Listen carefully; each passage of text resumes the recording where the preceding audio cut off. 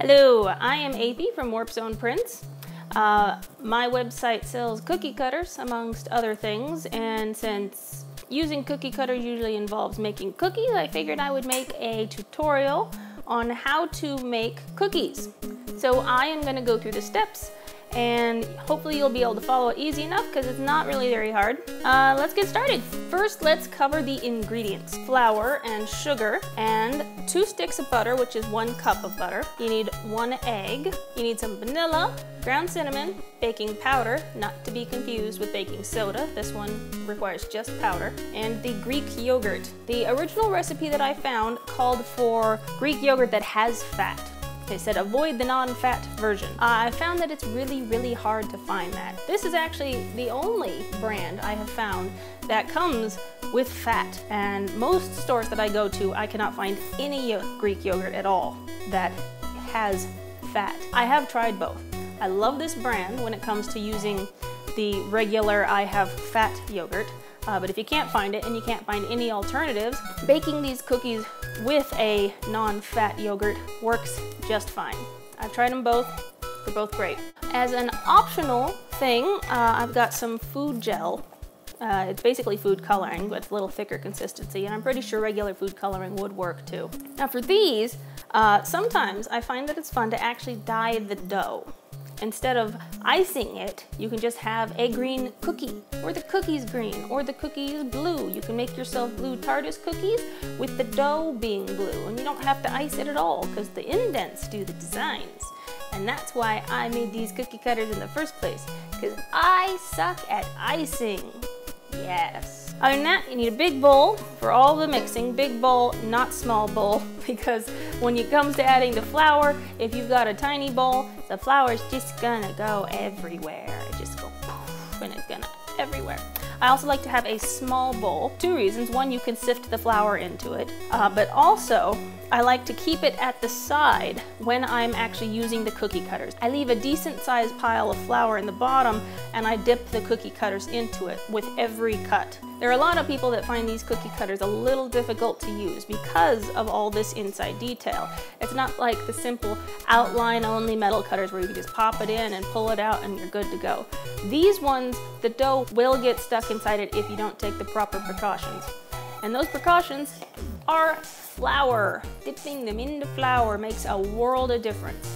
Now before you start, you're going to want to soften the butter. And what that means is you take your butter and you stick it out on the counter about a half an hour before you get started. Just let it sit there and it will soften itself so it's not rock hard like it is when it comes straight out of the fridge. You can also use margarine for this. I have used margarine, I have used butter. Both of them work just fine, both of them taste great. Once you've got your butter in there, you need to add the sugar. You need 1½ cups. 1 cup, half a cup, ta-da! Then you take your butter and your sugar and you mix it until it's nice and fluffy.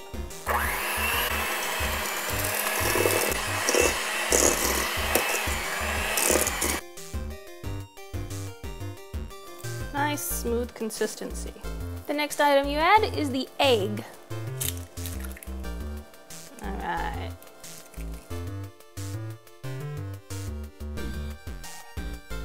Mix it up until you don't see any more eggy bits. Next is the vanilla extract, 1 teaspoon. Oh, it smells so good. Mix that in. Half a cup of Greek yogurt. Scrape that in there. Mix it.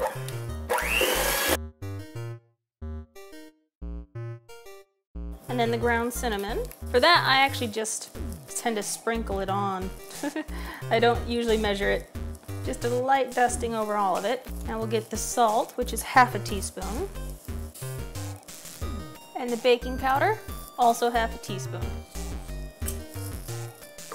Mix them up. Next, I'm gonna measure out the flour into the bowl. I put about 3½ to 3 3/4 cups of flour in there.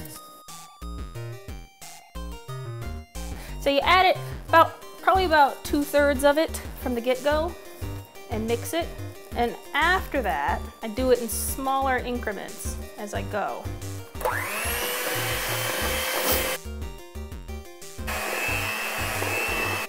scraping the sides, get all that stuff back down in there. Now you can tell that this is not proper cookie dough yet because it's so mushy. It's like, you know, kind of like a frosting at this point. Add a little more flour, but not all of it. Go again. Let's do the last batch.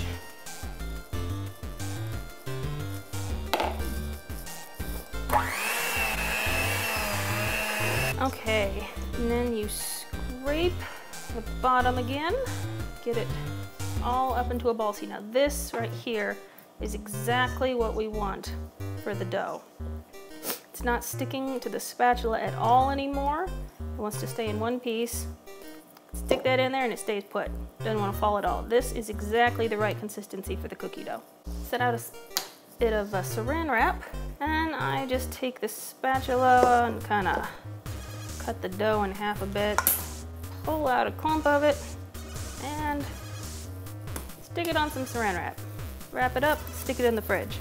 Now, one of the nice things that I really like about this dough is that you do not need to chill it at all. I could take it right now, roll it out, and cut the cookies, and that would be awesome. In fact, that's what I'm gonna do with this stuff, but it's a lot to work with, so I'm taking half of it, sticking it in the fridge. All right, so we've cleaned up the workspace a little. I've laid out some parchment paper. Wax paper works same kind of deal. I take more of the flour, my small bowl, and I shake out a decent amount in the bottom. Get around, about that full. And this is going to be my work flour. Use a lot of this. So first, I'm gonna get it over the paper. Take your rolling pin. First, let's just roll it in the flour. Get it nice and coated as well, so it doesn't stick to the dough. Take the dough that we're working with, plop it down there.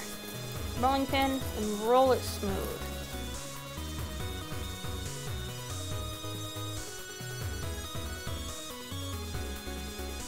Now, how thick you roll your dough is up to you, but because of the inner details of the cookie cutters, if you roll your dough too thick, they are more likely to get stuck. Now, the trick I have found for instances when I want to keep the dough thicker than usual and I'm having an awful lot of trouble with the cookie cutters is what I will actually do is I will stamp them in, but I won't push down all the way.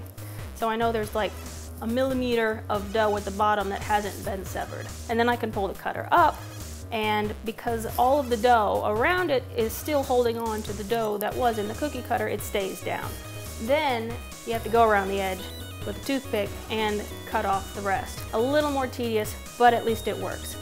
I usually get my dough to a good thick enough. I think they come out really good, but it's thin enough that it gets a good clean indent and doesn't really stick.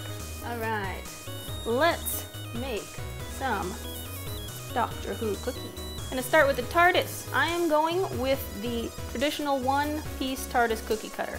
I also have a version of the TARDIS where I split it in two, where it's just an outline and then the inside is separate and it's a stamp, and I can kind of put the outline, put the stamp down in it, pull the stamp up, pull up the outline. I did that because out of all of my cookie cutters, not only is the TARDIS the most popular, understandably, but it's probably the hardest to use. It really is, because it's got these little tiny spaces between the details and the edge. It's long, straight lines, which seems to be just an awful place for dough to get stuck. It's always getting stuck there. So this is a tricky one, and I'm gonna show you how to make it work. First off, into the flour. Lots of flour on this guy. You just shake it around in there so it's nice and coated. I also like to take a pinch of flour and just kind of smooth it along the edges, because these edges right here is where you want it to get the most coverage, because that's where the dough wants to stick. Also, this little guy up here, the light on the top. So once you got it nice and thoroughly coated, just take it over, pop it in. I'm gonna put some pressure on the middle part, because that's where the details are, and if your dough is really thin, then it'll be hard to get the impression there pretty clean. All right, and then shimmy it up. Ah, yep, it's getting stuck. Getting stuck. Oh, it's coming up here though. Toothpick time. Along the edges, where it wants to stick the most. I'll probably do another take of this with the camera closer so you can see a bit better what I'm doing. Push it down, and I push it with the side. I'm kind of angling it in and pushing instead of poking it with the little poker end. You don't want the pokey end, and that just makes it pokey hole. Pokes holes, really. Right, coming out. All right, so like I said, most popular cutter, hardest to use. Had all of these little twisty bits because it was stuck in there. Very touchy cutter. So we're going to take a few more goes at this and see if we can find a nice technique for getting it to work every time. So once again, I'm going to coat it in flour. You coat the cutters in flour between every single cut. Seems tedious, but at least it's going to guarantee that you're going to have good luck most of the time. Really coated that guy. All right, that was a little thick here. Got it thinner over here. Let's take a crack at this. Push down the inside and work it up. Oh, this one's actually going to cooperate. Yes, perfect, clean, nice. So much better than the other one, which I am probably going to toss. Because look at that. That guy got all kinds of warped and just no good. But you can tell that the dough here is pretty thick. I didn't roll it flat enough over here. Let's get a few more TARDISes. More flour. Still pretty thick. I think I might take the rolling pin to this stuff again. Although it is a good opportunity for me to demonstrate my thick dough technique. So, say this dough right here is pretty thick. It's thicker than I usually go with. And this is a really tricky cookie cutter. So what I would do is I'd push it in, but I'm not pushing it down all the way. Pushing it down enough in the middle to make sure that the inside dents are getting in there. But I didn't push it all the way to the bottom. So of course it comes up because most of this dough is still attached to itself. Take a toothpick, finish it off. TARDIS, this is easy, it's all straight lines. So there's your solution for all you having trouble with the TARDIS. We like to have your dough thick. This is the best way to get the TARDIS to work. That is your goal. You just peel up the extra dough, pull them out, got yourself a TARDIS. Let's flatten some of this stuff a little more. Alrighty, don't blink! Now a really fun thing that one of my good, awesome customers has done. She has a blog called Just Jen's. I think it's Just Jen's Recipes. I'll track down the link and I'll put it in the description. She did this really cool thing where she dyed the dough gray first. Now all you have to do is you take your dough when it's done. I mean, I could take this dough right here and I could do it to it. And you take a few tiny, very little drops of black food coloring and you just knead the dough. You just keep mushing it around in your hand and kneading it around, and the color will slowly change. The whole dough will change to a solid consistency if you go long enough. But until you have gone long enough, it kind of has this marbled effect to it.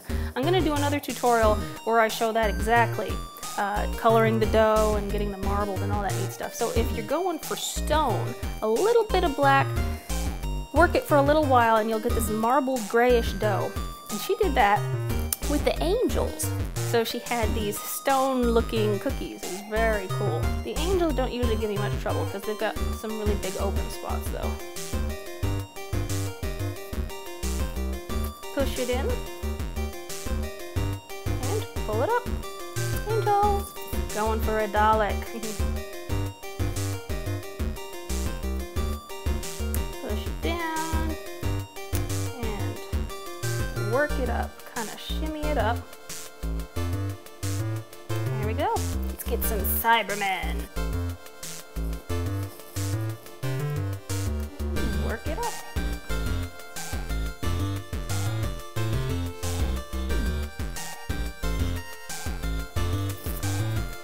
And we could not possibly do this without the cute little adipose. I still love them. They're so cute. I mean, technically they're kind of a monster, and technically they could totally kill people, but they were cute about it. After that, we just start taking up the dough on the outside. We'll work it into its own little ball and roll it out again when we're done. Get some more cookies out of it. Alrighty. And we take a a cookie sheet and I put more parchment paper on it because I prefer to work with the parchment than risk it sticking to the surface. Now some people use a spatula, but I've always just picked them up. Kind of roll them up, put them on your hand, transfer them over to the cookie sheet, pick them up and bring them over. Now this was the one where I didn't cut all the way through, but I just kind of stamped to the top and then cut the rest with a toothpick. And you can see the edge is a bit more jagged. It's thicker, but the indent isn't as deep. But it worked. So if you're having a lot of trouble and you just cannot get the dough out of the cookie cutter without it just starting and going everywhere, that is a good trick to use. And just to make sure this TARDIS stays straight. It's all wobbly. Ah, I messed with it too much. One of the neat things about this is that you actually do not have to worry about leaving a lot of space between the cookies, because sugar cookies in this recipe specifically do not expand. They don't go from here and then blob out like you would with, chocolate chip cookie dough or something. Alright, and once it has heated itself up, stick it on in there, close it up, and once you've got it in the oven, you go for 9 minutes. You might want to keep an eye on it, because that could vary. I'm kind of at a high altitude, so it might take a slightly different time for you. As soon as you see it getting a little bit of brown at the bottom, you know that they're good and you can take them out. At this point, if you felt so inclined, you could take the other half of the dough out of the fridge, unwrap it, start rolling it out, and cut yourself a whole another batch of cookies. Or you can save that for a day or two. If you want to save it for a long period of time, you're going to have to stick it in the freezer, and I've never really tried that. I've heard it works, but I have had it where I put it in the fridge for about 3 days before I was ready to cut some more, and it was still fine. Now as for cleanup on the cookie cutters, it's pretty straightforward. You can just stick them in the sink and let them soak. You can take a brush to it and brush at it. If there's any really narrow spots that you find in any of them that have some dough stuck in there, you'll probably want to go at it with a toothpick and make sure you pick them out so that it doesn't just sit there. Although this is just flour. But when you're done making sure that there isn't dough stuck in the cookie cutter to some extent, you can just take them and throw them in the dishwasher and it's fine. The thing about these cookie cutters is they're made with a high temperature plastic, so they don't melt like some of the other plastics are. I see a lot of people on Etsy selling 3D printed cookie cutters that are printed with PLA, which is a perfectly reasonable material to print with. But it has a very low melting temperature. In fact, when you print with PLA, you have to have a little fan stuck right next to your hot end so that it cools the plastic quickly enough that it holds, that it stays in place. Otherwise, it's just gonna kind of melt on itself because it doesn't take an awful lot of heat for PLA to start to warp and deform. I did a test once where I had a buddy who prints with PLA all the time. I had him print one of my cutters and I stuck it in the dishwasher just to see how it would turn out. And the whole thing was just curled when I took it out. And I'm like, yeah, I don't want to do that. In 9 minutes, alarm went off. Let's let them out. Oh yeah. All right, out of the oven. We've got our TARDISes. We've got some angels. We got Cyberman and a Dalek. Exterminate. Yeah. This is the one where I didn't push down all the way and I cut the edges, and you can see the indents are much lighter on this one than they are over on these guys, where they're a lot deeper, so you kind of get some puff up. If you're just using these lines as a guide and you're gonna ice over the whole thing, using the light pressure might be what you want to go for. Same on this guy. This dough was rolled a little bit thinner, so the impression is a lot lighter versus this one, where the impression's a lot deeper and you can see it better. It's really entirely up to what you want to do with the cookie after you've baked it and how you prefer to prepare your cookies. And that's it, really. For this time, I hope that you enjoyed our little lesson on these awesome cookies. I highly recommend them because they are really, really yummy. I mean, they are really yummy. And adipose deserve to be yummy. They deserve to be yummy. See, they're yummy.